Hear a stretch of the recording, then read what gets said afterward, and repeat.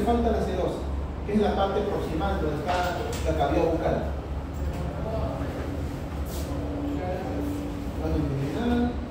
Entonces es el aparato digestivo. Pero hemos visto que el aparato digestivo lo podemos dividir en una cavidad bucal, una cavidad abdominal, y después tenemos dos zonas que eran de conexión. La zona del esófago, la orofaringe con el esófago se conecta con la cavidad abdominal, y el recto y el ano conectan con el exterior para eliminar los desechos. Y adicionalmente había algunos glándulas, ¿no? Glándulas que son anexas aquí, este acá y esta glándula que está acá, ¿no?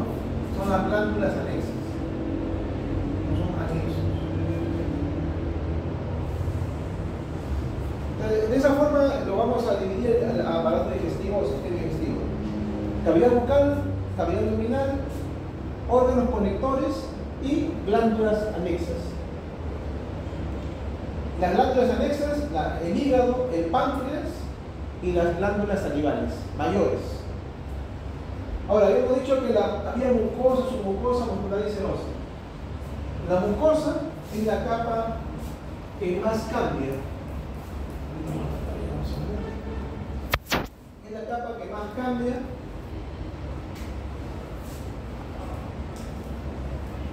debido a que en cada lugar va a tener un diferente tipo de epitelio. Acá va a haber un epitelio que es el mismo hasta esta zona. Epitelio estratificado plano no queratinizado. En esta zona hay un epitelio cilíndrico simple. Intestino delgado, epitelio cilíndrico simple con chapa estriada. Intestino grueso, epitelio cilíndrico simple, pero con abundantes células caliciformes. Y en la zona de transición, donde están los esfínteres, acá hay una zona de transición, acá hay otra zona de transición, acá también otra zona de transición, y por acá también habrá otra zona de transición. Zonas de transición se llaman porque son el sitio donde cambia el epitelio. Entonces, por ejemplo, el estómago con el esófago, acá, que se llama cardias. Ahí está el píloro. En el esófago también hay una zona de transición cuando una cabeza un músculo esquelético y músculo liso. Estamos hablando de la mucosa. ¿Ya? La mucosa. Estamos hablando primero de la mucosa. Esta es la válvula iliocecal. Y esta acá es el conducto anal. Vamos a ver recto y ano.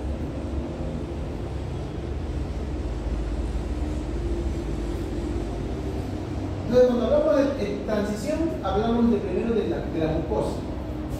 De la mucosa. Estos son puntos de transición. ¿Por qué? Porque el epitelio del esófago termina e inicia el estómago. En estas zonas hablamos de epitelio de transición. No, perdón, no es epitelio de transición. Se llaman al revés, se llama.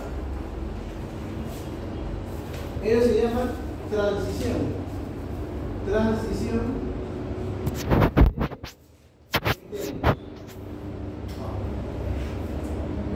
Transición de epitelios.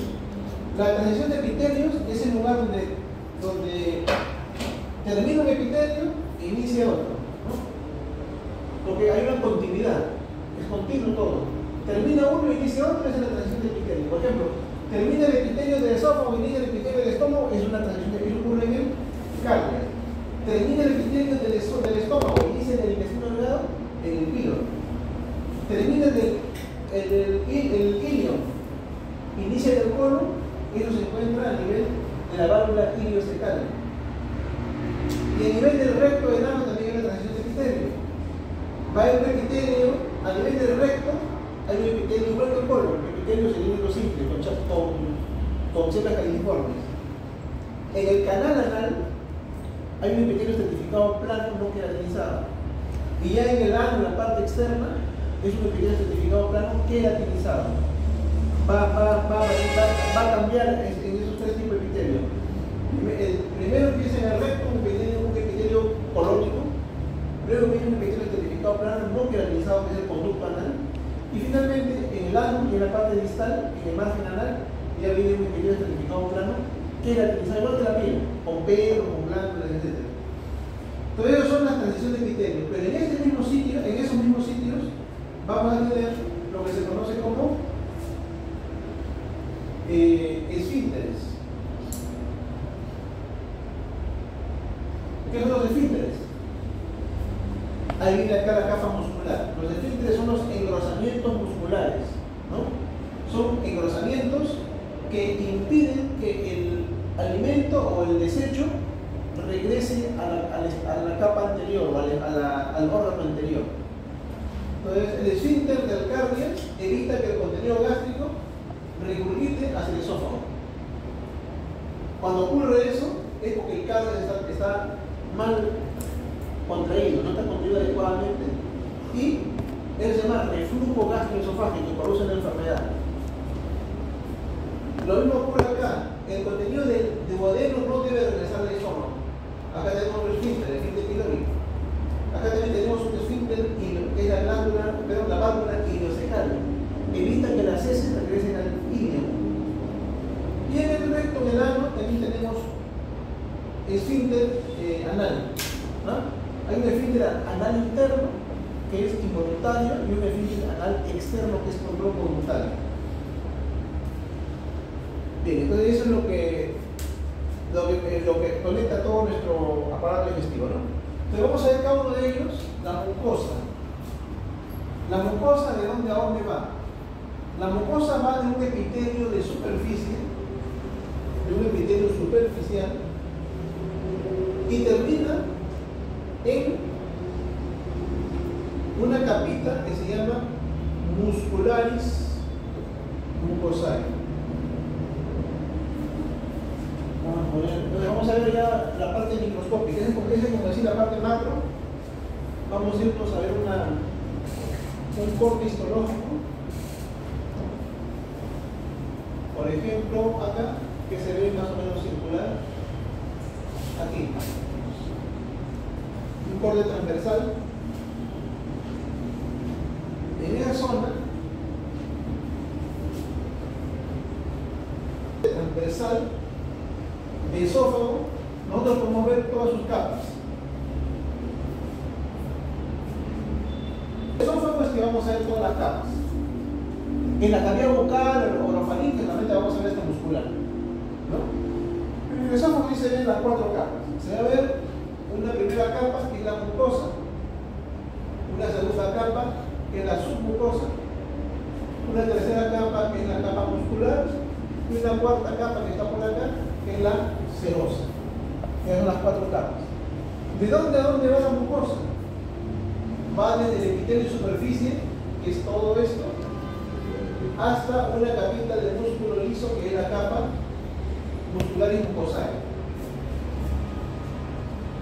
Muscularis mucosae. Y en esta zona de acá, en esta parte, hay una capa de tejido conectivo que se llama lámina propia. Lámina propia. La submucosa es desde la muscular mucosae hasta la muscular propia. Esta zona es la submucosa. ¿Qué hay en la submucosa? Entonces, en la submucosa lo que vamos a encontrar es tejido conectivo. ¿Qué más aparte del tejido conectivo que hay? En el tejido conectivo hay muchos vasos sanguíneos. Vasos sanguíneos. ¿Y qué más encontramos en la submucosa? Nervios. También puede haber tejido adiposo. Algunos adipocitos podría haber. ¿Ya? Pero lo que más hay es tejido conectivo. Cuando decimos tejido conectivo, significa que hay fibroblastos y colágeno. En la capa muscular tenemos la circular interna y la longitudinal externa. Y entre ambos, entre la longitudinal interna y la externa, hay un plexo nervioso llamado mioentérico.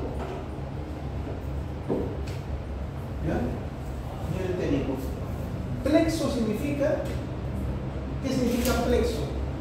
Plexo significa que en una sola estructura vamos a encontrar axones, ¿ya? Vamos a encontrar axones y vamos a encontrar cuerpo de neurona. Cuando en un solo órgano, en un solo lugar encontramos axones y encontramos cuerpo de neurona, a ello se le llama plexo nervioso. Entonces el plexo nervioso vamos a encontrar aquí, en la capa muscular.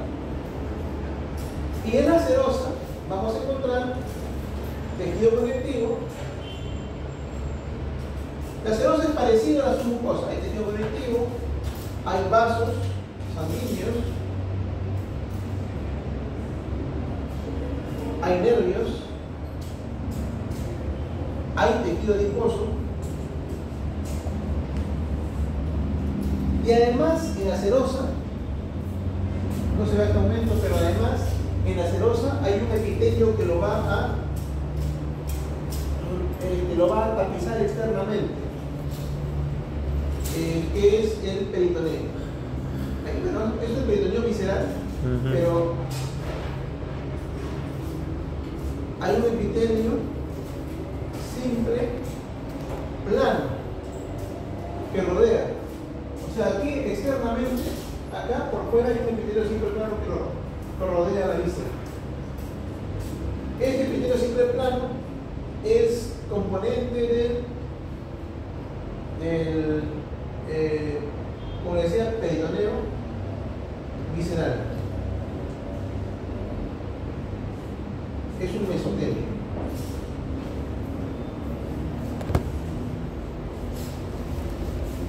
Voy a darle más aumento a ese órgano que está ahí para ver mejor las capas. Mira, acá nada más voy a ver que el aumento que estamos haciendo ahorita es para poder ver la mucosa. ¿La mucosa de dónde es? De aquí hasta acá. Esa es la mucosa. ¿Qué es esto? Este es el epitelio superficial. ¿Qué tipo de epitelio tiene? Epitelio testificado plano, no queratinizado. Esta parte que está aquí es la muscularis mucosae. Es un músculo liso. ¿Eh? Y aquí, en esta zona que está acá, esa es la lámina propia. ¿Qué hay en la lámina propia? En la lámina propia, igual que en la submucosa, va a haber tejido conectivo y vasos sanguíneos.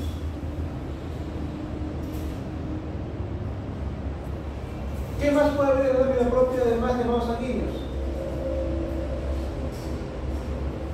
Células,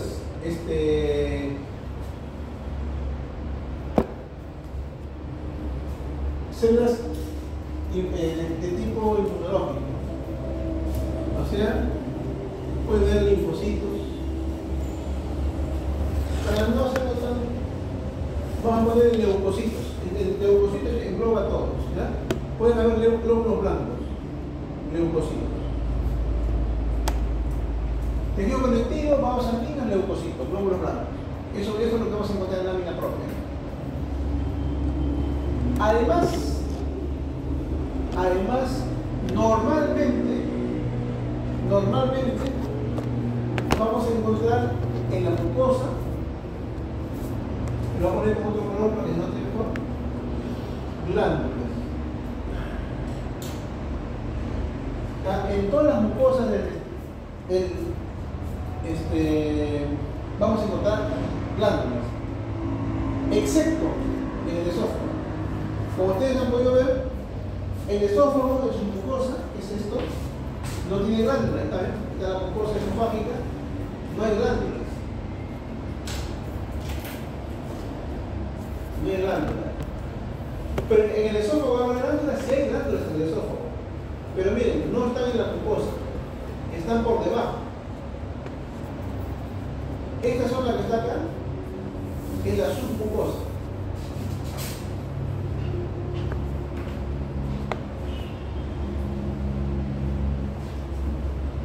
submucosa es de aquí hasta acá. Esa es la submucosa. ¿Y qué es la submucosa? Ahí están viéndolo. Vasos sanguíneos. Es una arteriola, ¿no? Algunos nervios. Acá hay vasos sanguíneos. Estos son glándulas. Y es su conducto. Entonces, en el caso del esófago, vamos a ponerlo aquí con otro color también. El esófago tiene glándulas en la submucosa. ¿Ya? No es como el resto que tiene glándulas en la mucosa. El esófago es una excepción. Hay otro órgano que también tiene glándulas en su mucosa. Son dos órganos. Uno de ellos es el esófago. Después el resto todos tienen glándulas en la mucosa. Estómago en la mucosa, duodeno en la mucosa, yuyú en la mucosa, hilo en la mucosa, colon en la mucosa. Todos tienen en la mucosa. Excepto el intestino, el esófago y también el duodeno que tiene además glándulas submucosas. En el estómago, cuando dijimos transición de epitelios, hace un rato me refería a esto. Esto es una transición de epitelio.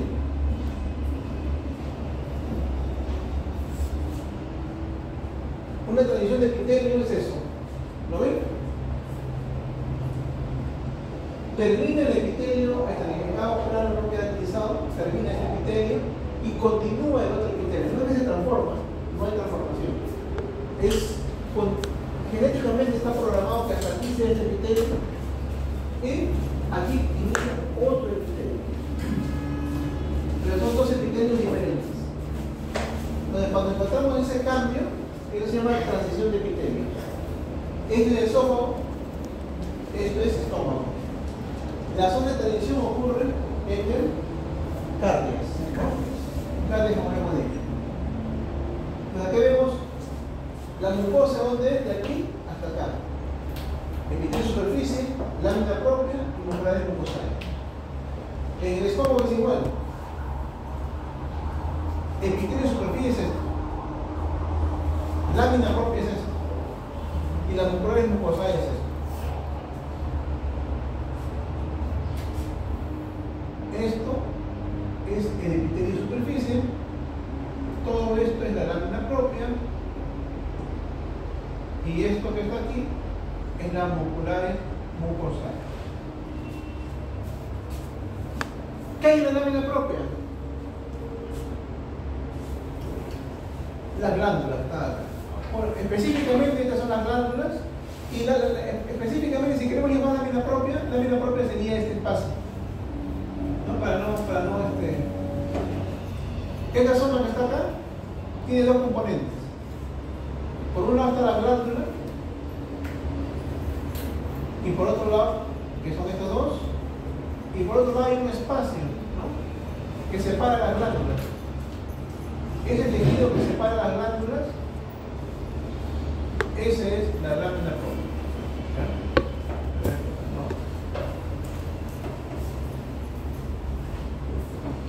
Entonces, en el estómago, en la mucosa vamos a encontrar el epitelio de superficie,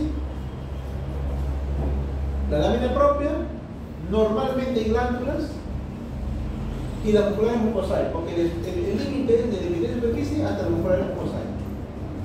En la lámina propia hay tejido conectivo, vasos sanguíneos y leucocitos. Y las glándulas van a depender de qué órgano estemos. Si estamos en el estómago serán glándulas gástricas.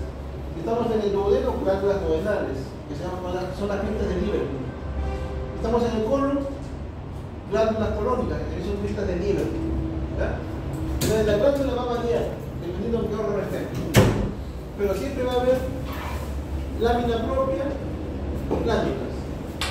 Excepto en el esófago, que las glándulas están en la submucosa.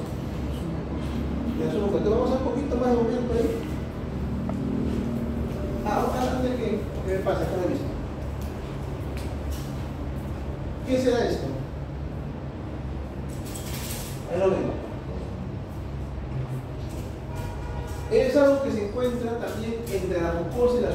mucosa. Más hacia la mucosa, a veces en la submucosa, pero está en esta zona. Eso se llama tejido linfoide. Y el tejido linfoide son los folículos linfoides. En inglés tienen esta denominación, MAL. Es un acrónimo. T significa tejido, L linfoide asociado a la mucosa. Tissues linfoide asociado a la mucosa. ¿Ya? Entonces es un tejido linfoide asociado a las mucosas. ¿Y eso puede dar así en forma redonda o puede estar así también en forma alargada como está acá? No, los folículos son redondeados. Ellos son, sí, tampoco planados, pero son redondeados. ¿Ya? Para que sea un folículo verdadero tiene que ser, si no está redondeado, por ejemplo, está así como esto, no es folículo, ¿no? Son estructuras redondas, pero en realidad son esferas tridimensionales.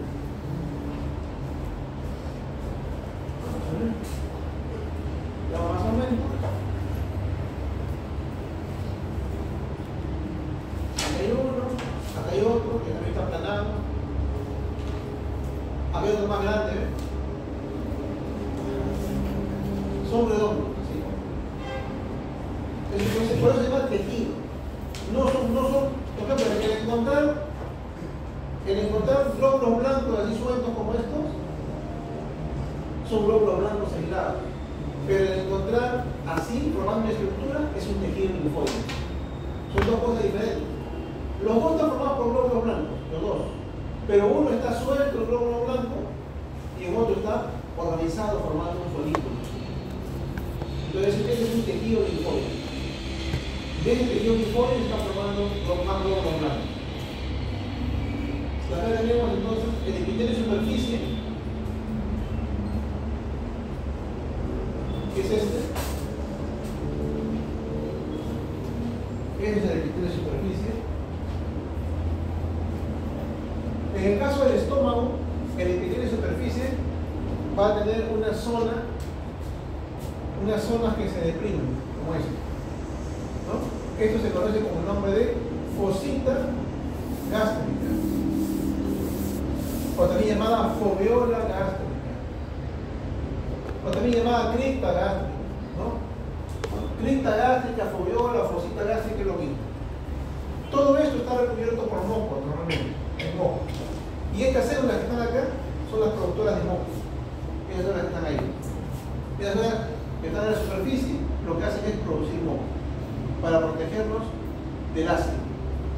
Entonces, luego, este es el epitelio superficie, que tiene estas impaginaciones, que son las fositas, y tiene unas elevaciones que representan a los pliegues, porque el estómago no es liso, el estómago tiene muchos pliegues. Y lo que está acá adentro son las glándulas gástricas.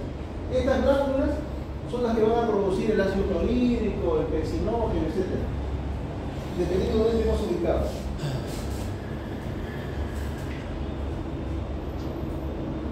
Por ejemplo, acá vemos diferentes tipos de células. Estas son las que ustedes ven de un color más rojo, más rosado. Esta que está acá. Estas son células parietales. Con el ácido clorhídrico. Entonces, estas son las que producen el ácido clorhídrico, las células parietales. Están bien rojas. Y solamente se ven en el cuerpo y en el fondo. Si esto fuera el antro, no habría estas células. O sea, yo viendo estas células, ya sé que estoy en el cuerpo o en el fondo gástrico. Esto no puede ser antro. Porque en el antro no hay células parietales. Estas recetas que están ahí. ¿Ven? Bastantes células parietales. En estas zonas se producen los diferentes elementos. ¿Ves? Acá bastantes células parietales. Están ahí. Vamos un poquito más acá. El fondo es parecido. Luego vamos al otro lado, a la zona del píloro, antropíloro.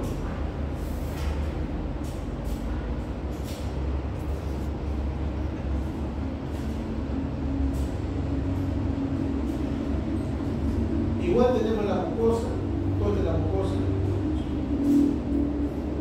¿Ven? Ahí ven el epitelio de superficie, ven la lámina propia con abundantes glándulas gástricas, acá hay un folículo linfoide y acá están viendo las musculares mucosae. En las musculares mucosae aquí termina en la mucosa, aquí. Luego por debajo está la submucosa, que ustedes ven ahí que hay tejido conectivo, hay arterias, venas, ¿no? Esa es la submucosa, hay nervios. Luego finalmente está la capa muscular, que como habíamos dicho que en el estómago hay 3 capas de músculo. Se agrega una capa oblicua a la circular interna y longitudinal externa, se agrega una capa de músculo oblicuo.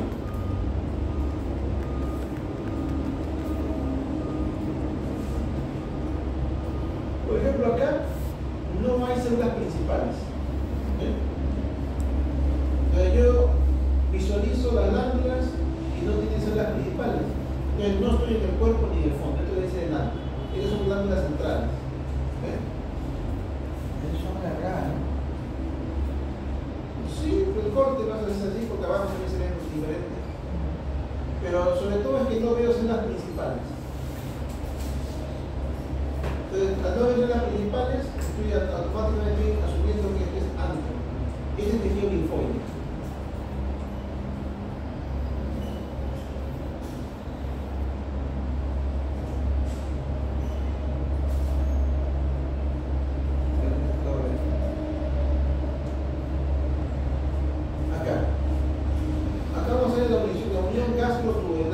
Es decir, donde termina el estómago, me inicia el duodeno.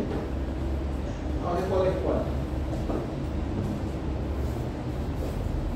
Este es el estómago.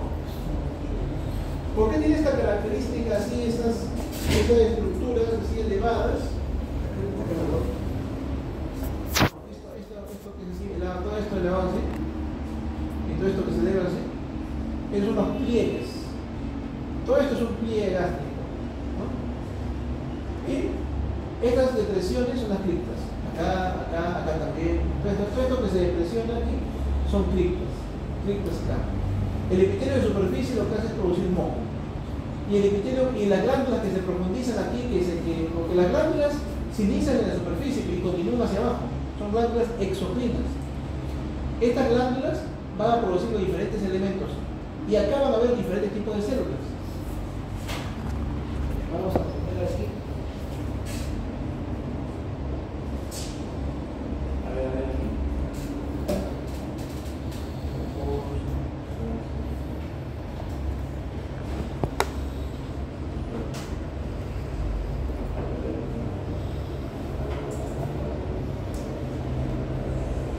Acá no hay ese mapa. Acá por ejemplo. Un poco del estómago. Ahí arriba está el estómago. Se hace un corte y acá está toda la pared gástrica. Y en toda esa pared gástrica tenemos la mucosa gástrica, que es esta mucosa. ¿Dónde empieza la mucosa gástrica? En el epitelio de superficie. ¿Dónde termina? En la muscular mucosa. Y todo esto es la mucosa. ¿Qué hay en la mucosa? Hay una lámina propia, que es tejido conectivo, vasos sanguíneos, células inflamatorias y glándulas. Las glándulas empiezan arriba y se profundizan. En el corte histológico uno lo ve cortado, pero no significa que sean redondas, sino que son simplemente que están en el corte. Pero inician en la superficie y continúan hacia la profundidad. Entonces, la parte más superficial, donde se produce el moco, estas células que están aquí, producen moco. Y la parte más superficial se llama foviola o fosita gástrica. ¿Ya? Luego la parte que ya se profundiza tiene también sus nombres. ¿Dónde están? Bueno, pero en la parte, aquí empieza más o menos el istmo, esta parte es el cuello y esta parte es el fondo de la glándula. Istmo, cuello y fondo. Le damos más aumento a esta glándula, como está acá, se le da más, en la parte profunda le da más aumento, que está aquí. Y en la parte más superficial, pues podemos encontrar células parietales, si estamos en el fondo del cuerpo. Después vamos a encontrar células principales, Y después, en la parte más profunda, las células endocrinas, que ayer les dije, ¿no? Que en todo el recorrido del tubo digestivo hay células endocrinas. Acá están las células endocrinas, que producen hormonas que ayudan a la liberación de estas sustancias. Por ejemplo, acá tenemos las células principales y las células parietales, que las hemos visto de un color más eosinófilo. Las únicas que se notan bien son estas dos. Las parietales, que son de un color bien eosinófilo, bien rojas, y las principales, que son las células más... También son eosinófilas, pero no tan oscuras como las parietales. Las principales y las parietales es lo que más hay. Pero las parietales son exclusivas del fondo y el cuerpo. Pero acá ven ustedes la ubicación. ¿Dónde están las parietales? ¿Dónde están las principales? ¿Dónde están las endocrinas? Luego viene la submucosa, luego viene la capa muscular. En la capa muscular, circular interna, longitudinal externa, y se agrega una tercera capa que es la capa oblicua. ¿Ya? Y finalmente la serosa. Estas son las capas del estómago. Creo que el estómago tiene esas particularidades un poquito más complejo que el resto. Así, acá esto también puede salir.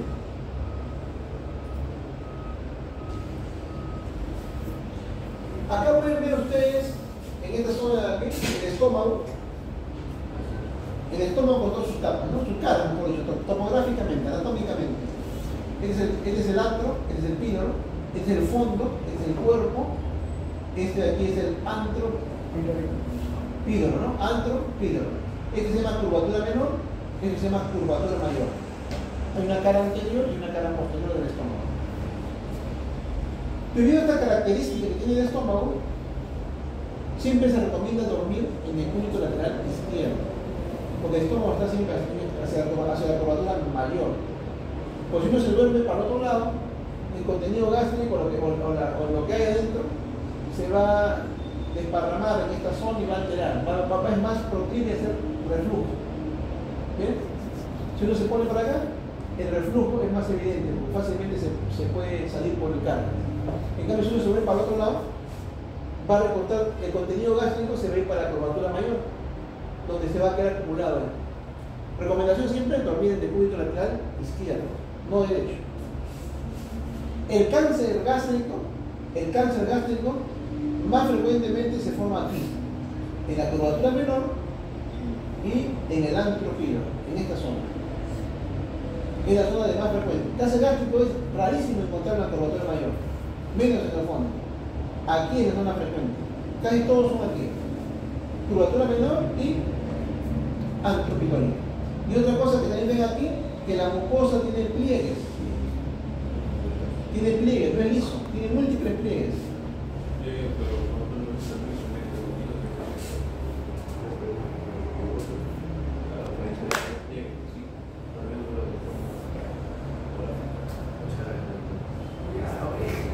Acá también se ven los pliegues. Mucosa muscular. Acá tenemos las diferentes cosas que contamos las células. Aquí tenemos cómo se ve, ¿no? El istmo, el cuello y el fondo. Y las diferentes células que están ahí. Acá se ve una comparación entre el corte histológico y un gráfico. El que tiene superficie, la fosita gástrica o fobiola gástrica. Acá viene, aquí todas estas células que están aquí producen moco. Todo lo que está en esta zona son mocos entre todas. Luego viene, ya cuando la glándula se profundiza, el istmo, el cuello y el fondo. Y ven diferentes tipos de células, ¿no? Hay células mucosas, hay células parietales que son las más rojitas, hay células principales, hay células endocrinas que siempre están al fondo. Esa es la distribución de las diferentes células que van a ver ahí. Lo mismo por acá.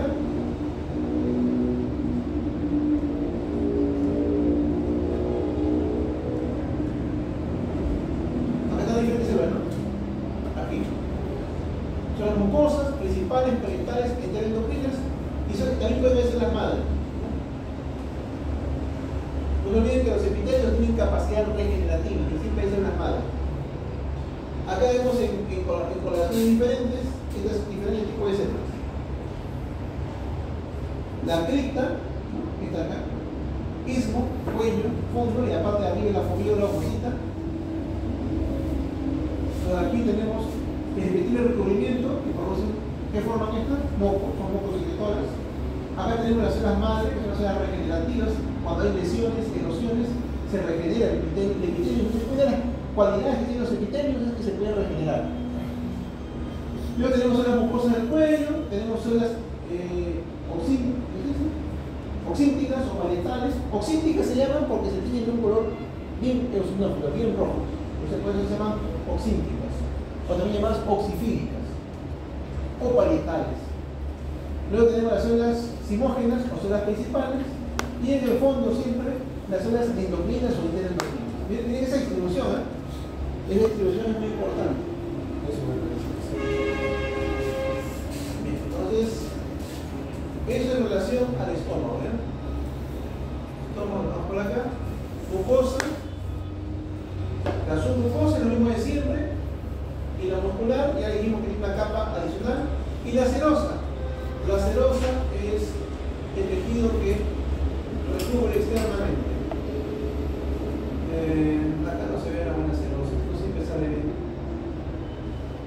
Esta es la serosa, esta parte. Acá se ve el tejido conectivo, se ve algunos vasos sanguíneos y hay un epitelio, pero un epitelio plano. No sé si se dan cuenta. ¿Se ve?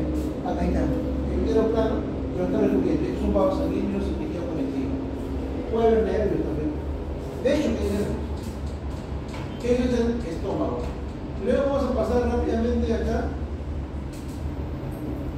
a la 3, al intestino delgado.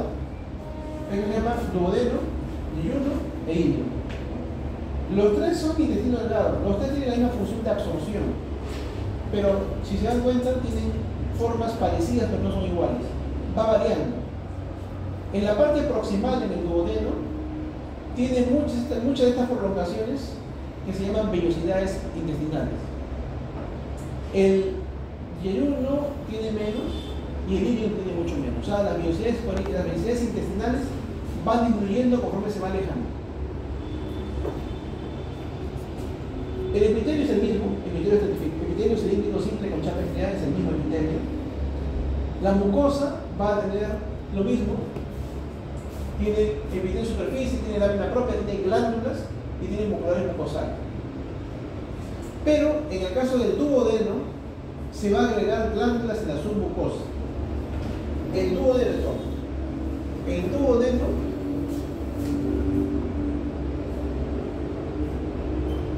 también tiene glándulas en la submucosa. La diferencia con el esófago, que el esófago sus glándulas son exclusivas en la submucosa. El duodeno tiene glándulas en la submucosa y también tiene glándulas en la mucosa, como ahorita vamos a ver. Vamos a ver ahí. Este de aquí, cada una de estas vellosidades y cuando le damos más aumento, esas vellosidades intestinales están formadas por un epitelio cilíndrico simple con chapa estriada. Cada célula se llama enterocito. Y hay células caliciformes, pero son escasas. Hay pocas células caliciformes. Las células caliciformes van a ir aumentando conforme nos vamos acercando al colon. En el duodeno hay menos. Toda esta parte es mucosa. Acá está el límite, que es la musculares mucosae. Y por debajo de las musculares mucosae hay más glándulas, ¿no? Estas glándulas, y son diferentes a las que están arriba. Estas glándulas se llaman glándulas de Brunner. Glándulas de Brunner. Las glándulas de Brunner no se encuentran en la submucosa del duodeno. Es el único que tiene el intestino delgado, no tiene nadie más ahí. Luego tiene las dos capas musculares. Entre ellos está lo que le decía que está el plexo miotérico, igual en el estómago, igual en el esófago. ¿Por qué se llaman plexo? Porque coinciden ahí nervios y, o sea, axones y cuerpos de neurona.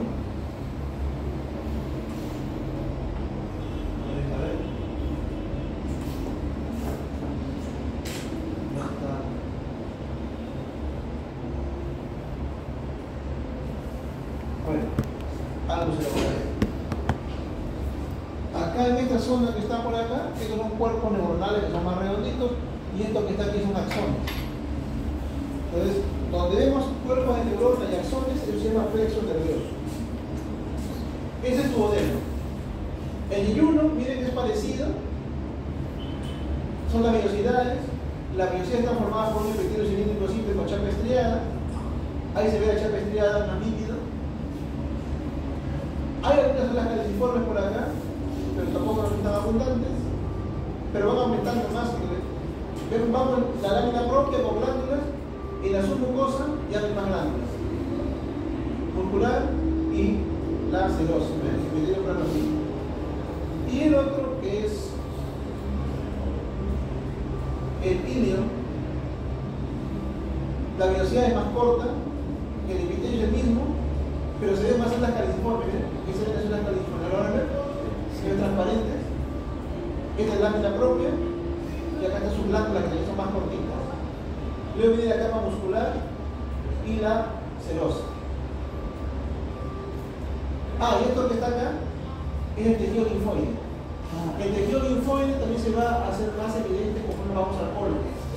El ilio se llama placas de Peyer, ¿no? Las placas de Peyer. Esa es la placa de Peyer. Esta es placa de Peyer. El tejido linfoide asociado a la mucosa que se llama placa de Peyer. En el ilio se llama placa de Peyer. Y el colon, acá podemos ver un corte de colon transversal. Igual tiene mucosa. Mira, abundantes son las caliciformes. Acá, ¿qué característica de las glándulas colónicas?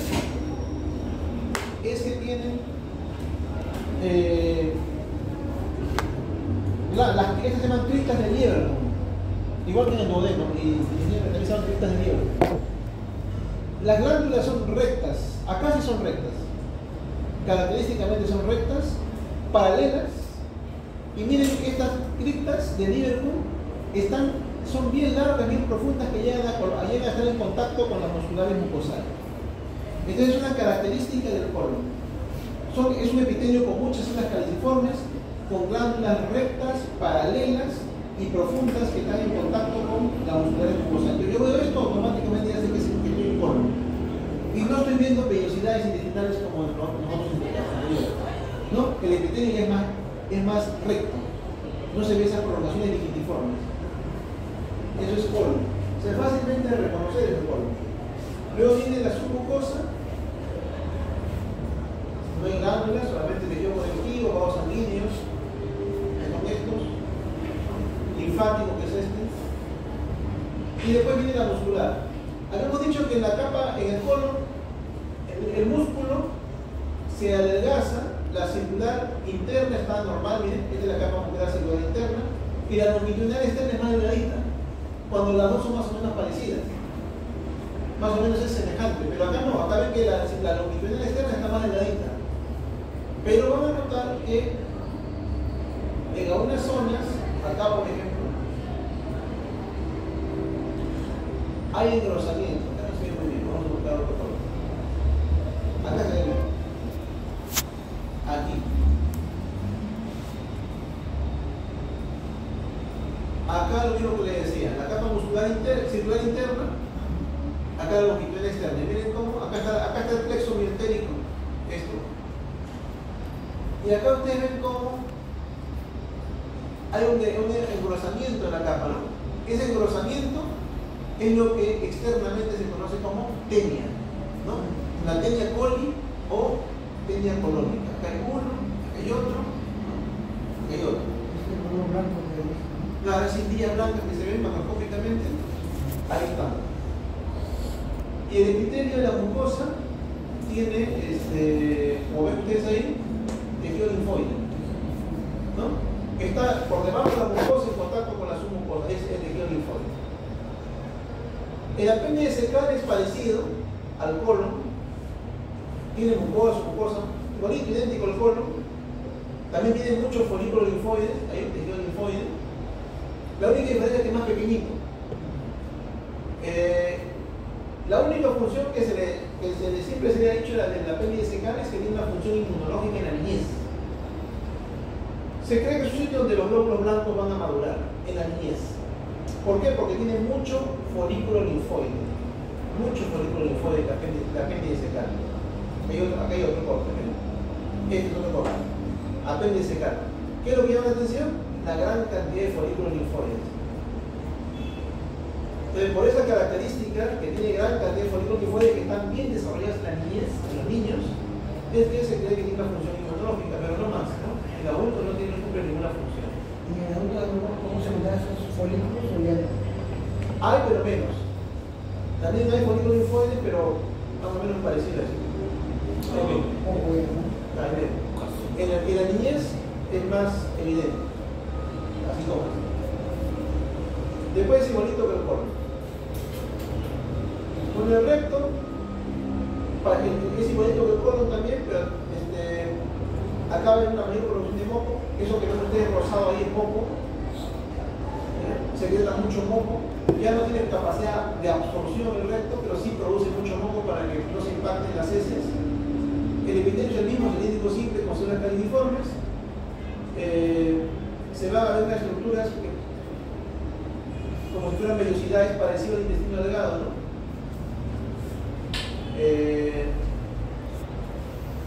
Y luego, ya de esto viene la unión recto-anal. Miren, acá se ve el recto, es lo que es bien parecido al intestino, al colon. Luego viene el canal anal, que tiene un epitelio estratificado plano, no queratinizado. Y finalmente miren cómo este epitelio se va a transformar en un epitelio queratinizado, que ya es en la parte externa. Y además en esa zona van a aparecer glándulas sudoríparas, glándulas sebáceas y pelos.